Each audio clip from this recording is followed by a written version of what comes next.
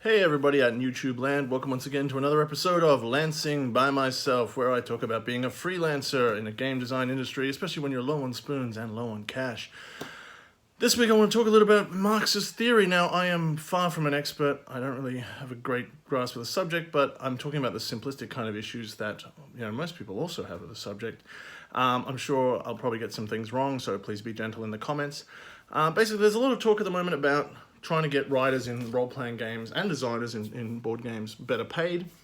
There's a long-standing rule that the role-playing industry basically exists because plenty of writers are willing to work for very low wages, 1, 2, 3, 4, 5 cents a word.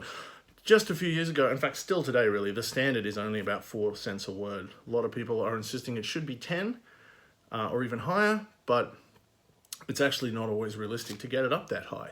The thing is, there's also this conversation that suggests that employers in the role-playing industry are feeding off their workers. And by Marxist theory, that is inherently true, that the property owners who own the actual gaming property are employing the workers and therefore taking excess value by collecting profit. But the truth of the fact is that most of these game companies aren't actually taking very much profit at all, or even any. They are often not producing enough salary for themselves. Certainly not enough to cover all their expenses, and certainly not enough to cover healthcare or anything like that.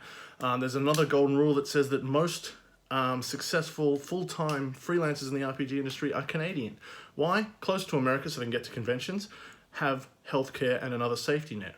It's just very difficult for Americans to do it. I don't know anyone in the role-playing industry who doesn't, for example, use GoFundMe for their healthcare.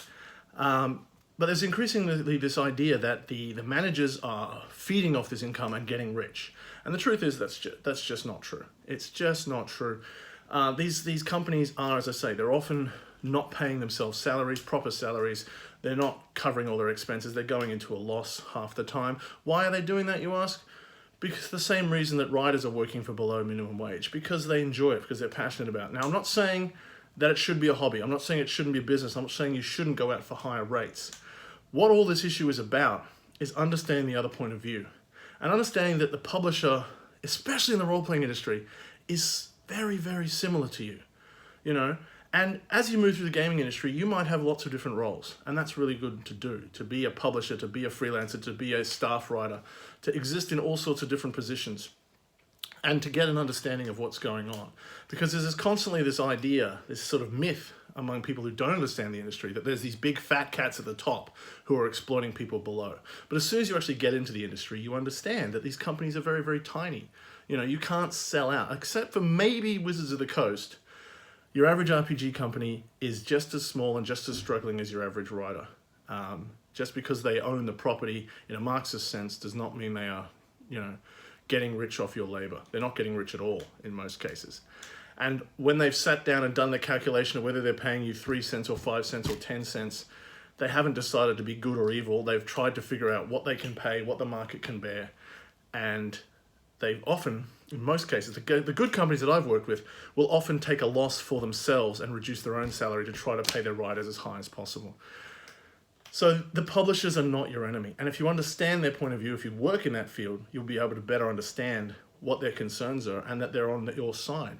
And that's just a general good principle as well. If you go into an industry suggesting that some people in that industry are inherently bad or evil or have a fractured point of view, you're not going to be able to get along, especially, again, in an industry where people are switching back and forth between publisher, writer, freelancer, staff positions. You're going to be moving back and forth. A professional understands the other positions in his industry and understands how to work with those positions and understands, that they are going to be moving between them. They're going to be self-publishing. They might be freelancing. There are some people who tell you that one is always better than the other. Some people will tell you that, the other one is always better. I've always made more money freelancing than I have self-publishing. Other people say it's the other way around. The point is, it's very, very easy, especially when you're in your early days, to go, this is wrong, that's right. These people are bad, these people are good. This is the right path, this is the wrong path. Not saying you don't want to push for change, but what you need to do is understand that the publisher is not your enemy. There are all the people in this industry. There are bad actors, but most of the people in this industry are all the same as you. They are running on empty. They are barely making any money. and they're not out to exploit you. They're here to do it for the love of you and the love of games and getting it out there. And the more that you show up and go, I respect your problems, your issues, and I'm trying to work with you as much as I can, you'll get respect back. All right, so don't lowball yourself, but don't ever assume that the publisher is your enemy. The publisher is your friend. We're all on the same side. Be nice, respect each other's struggles and work together. That's all I have for today. If you want to take away my Marxist card, do so in the comments. Please like and subscribe because we get cool stuff. And until next time, play games, be good, have fun, pat dogs.